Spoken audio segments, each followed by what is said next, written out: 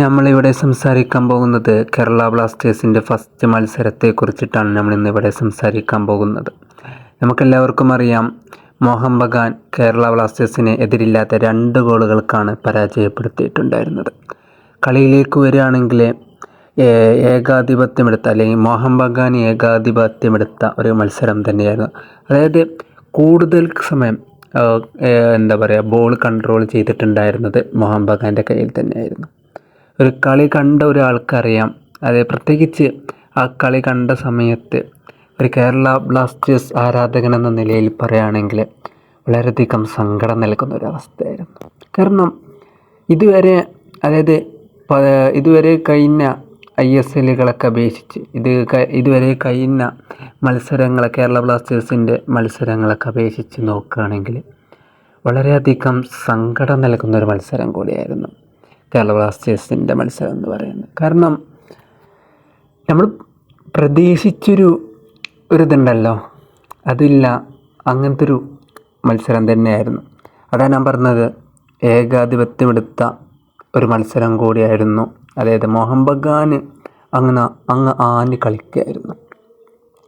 ഞാൻ പറയുകയാണ്, കേരള ബ്ലാസ്റ്റേഴ്സിൻ്റെ ആ കളി കണ്ട ഫാൻസ് ഉണ്ടല്ലോ, കേരള ബ്ലാസ്റ്റേഴ്സിൻ്റെ ഫാൻസ് തീർച്ചയായിട്ടും വളരെയധികം സങ്കടവും ദേഷ്യമൊക്കെ വന്നിട്ടുള്ളൊരു മത്സരം കൂടിയാവാം. നമ്മൾ ഏത് മത്സരം എടുത്തു നോക്കുകയാണെങ്കിലും നമ്മളെ രക്ഷിക്കാൻ വരുന്ന ഒരാളുണ്ടാവും. അതേത് മത്സരം എടുത്തു നോക്കുകയാണെങ്കിലും, അതിപ്പോൾ ഫുട്ബോളിൽ തന്നെ നമ്മളെ രക്ഷിക്കാൻ വരുന്ന കുറേ പേരുണ്ടാകും. ഇത്രയൊക്കെ നടന്നാലും, അതായത് മോഹൻ ബഗാൻ ഏറ്റെടുത്ത മത്സരമാണ്, നമുക്കൊരു ചാൻസും ഇല്ല, നമ്മൾ അങ്ങനെ കളിച്ച് പോന്നു എന്നൊക്കെ പറയുമ്പോഴും നമ്മളെ ഒരു കളി കണ്ടപ്പോൾ കേരള ബ്ലാസ്റ്റേഴ്സിൻ്റെ ഭാഗത്തു നിന്ന് പറയുകയാണെങ്കിൽ ഒരു 2 കാര്യങ്ങൾ പറയാനുണ്ട്. കേരള ബ്ലാസ്റ്റേഴ്സിനെ സപ്പോർട്ട് ചെയ്യുന്ന, അതായത് കേരള ബ്ലാസ്റ്റേഴ്സിനൊരു സമാധാനമായി തോന്നുന്ന ഒരു 2 വാക്ക് എന്ന് പറയുന്നത് എന്താണെന്ന് വെച്ചാൽ, കേരള ബ്ലാസ്റ്റേഴ്സിൻ്റെ ഒന്നാമത്തെ ആൾ കേരള ബ്ലാസ്റ്റേഴ്സിൻ്റെ കീപ്പർ തന്നെയാണ്. കാരണം സച്ചിൻ സുരേഷ് നടത്തിയിട്ടുള്ളൊരു സേവ് എന്ന് പറയുന്നത് വളരെയധികം വളരെയധികം കിടിലൻ സേവായിരുന്നു. കാരണം ഞാനൊന്ന് ഓർത്തു പോയിട്ടോ, നിങ്ങൾ ഓർത്തിട്ടുണ്ടോ എന്ന് എനിക്കറിയില്ല, ഞാനൊന്ന് ഓർത്തു പോയി.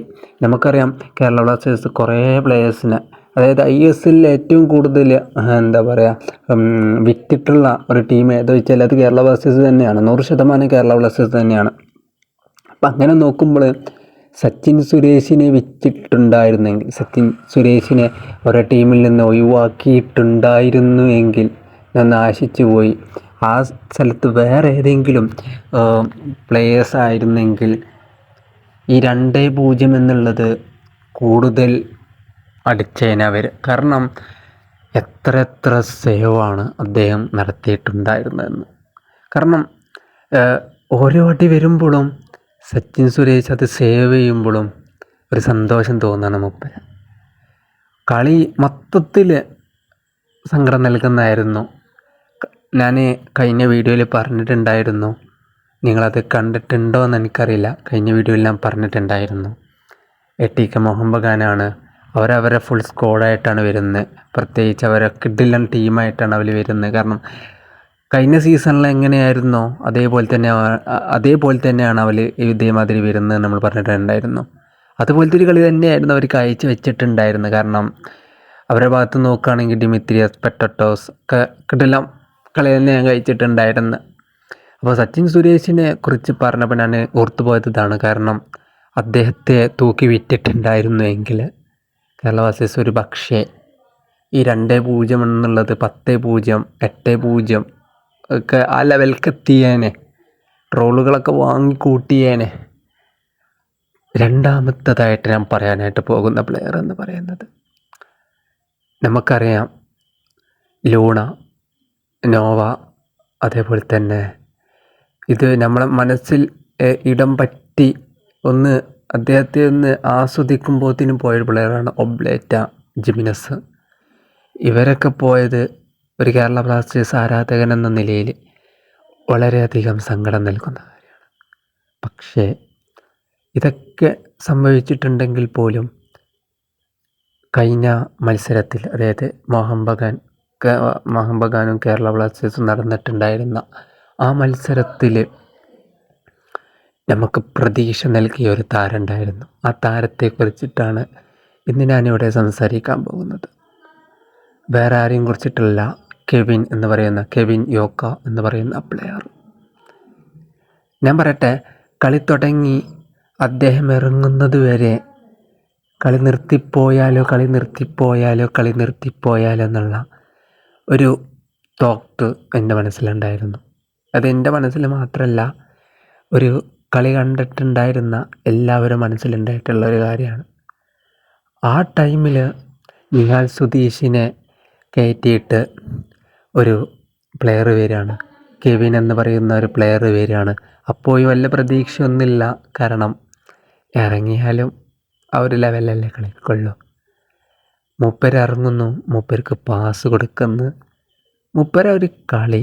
അതാണ് എന്താ പറയുക, ഒരു കേരള ബ്ലാസ്റ്റേഴ്സ് ആരാധകൻ എന്ന നിലയിൽ സന്തോഷിക്കാൻ നമ്മൾ പറയാറുണ്ടല്ലോ, ഒരു പ്രതീക്ഷ നൽകുന്നത് എന്ന് പറയുന്നത്. കാരണം അദ്ദേഹം കളിക്കുന്ന ആ പൊസിഷൻ, അദ്ദേഹം കളിക്കുന്ന ആ റൂട്ട് പണ്ട് നമ്മളെ ടീമിൽ കളിച്ചിട്ടുണ്ടായിരുന്ന നോവ സദോയ് കളിച്ചിട്ടുണ്ടായിരുന്നൊരു ഫോമാണ്. അപ്പോൾ അവിടെയൊക്കെ അദ്ദേഹം വരികയും ആ ഫോമിൽ കിടിലൻ സ്പ്രിൻ്റ് നടത്തുകയും കിടിലൻ ക്രോസ് കൊടുക്കുകയും കുറേ പേരെ എന്താ പറയുക സ്കില്ലൊക്കെ ചെയ്ത് കണ്ടപ്പോൾ നമ്മളെ മനസ്സിലിടാൻ പറ്റിയിട്ടുള്ള ഒരു പ്ലെയറാണ് കെവിൻ യോക്ക എന്ന് പറയുന്ന പ്ലെയർ. ഞാൻ വേറെ ആരും ബാക്കിയുള്ള പ്ലേയേഴ്സിനൊന്നും കുറ്റപ്പെടുത്തല്ല. എന്നിരുന്നാലും അത്രക്കും എന്താ പറയുക, ഒന്നാമത് ഉദ്ഘാടന മത്സരമാണ്. ATK പറയുന്ന മോഹൻ ബഗാൻ എന്ന് പറയുന്ന ഒരു ടീമാണ്. അവന്മാരപ്പൊക്കെ പിടിച്ച് നിൽക്കാനുള്ളൊരു സ്കോഡ് നമുക്കില്ലാണ്ട് പോയി എന്ന് കേൾക്കുമ്പോൾ വളരെയധികം സങ്കടം തോന്നി. ഇനി അടുത്തത് നമുക്കറിയാം, നമ്മളെ കൊച്ചി സ്റ്റേഡിയത്തിൽ വെച്ചിട്ടാണ് 22-ാം തീയതി. അതും മുംബൈ സിറ്റിനെ വെച്ചിട്ടാണ് നമ്മൾ കളിക്കാനായിട്ട് പോകുന്നത്. അതിനി എന്താവോ എന്തോന്നും നമുക്ക് അറിയാൻ കഴിയില്ല. ഞാൻ പറയാണ്, ഈ ഒരു സ്കോഡ് വെച്ചാണ് പോകുന്നതെന്നുണ്ടെങ്കിൽ അതായത് മോഹൻ ബഗാനെ വെച്ചുള്ളൊരു കളി കളിച്ചില്ലേ, ആ ഒരു കളിയാണ് മുംബൈ സിറ്റിനെ വെച്ച് കളിക്കുന്നതെന്നുണ്ടെങ്കിൽ തീർച്ചയായിട്ടും ആ കളി പരാജയപ്പെടും എന്നുള്ളതാണ് ഞാൻ പറയുന്നത്. 100% കേരള ബ്ലാസ്റ്റേഴ്സ് പരാജയപ്പെടും. എന്തെങ്കിലും ഒരു മാറ്റങ്ങൾ വരുന്നിട്ട് വേറൊരു കളി വെച്ച് വരികയാണെങ്കിൽ തീർച്ചയായിട്ടും കളിക്കാം. കാരണം കെവിനെ പോലുള്ള താരങ്ങൾ നമ്മളെ ബ്ലാസ്റ്റേഴ്സിലുണ്ട് എന്നുള്ളൊരു പ്രതീക്ഷ ഇപ്പോഴുണ്ട്. കെവിനുണ്ട് എന്നുള്ള പ്രതീക്ഷയുണ്ട്. ഇനി ആരില്ലെങ്കിലും കെവിനും സച്ചിനും ഉണ്ട് എന്നുള്ളൊരു പ്രതീക്ഷയിലാണ് ഓരോ ആരാധകരും, ഓരോ കേരള ബ്ലാസ്റ്റേഴ്സ് ആരാധകനും അടുത്ത മാച്ചിനായിട്ട് ഇറങ്ങുന്നത്.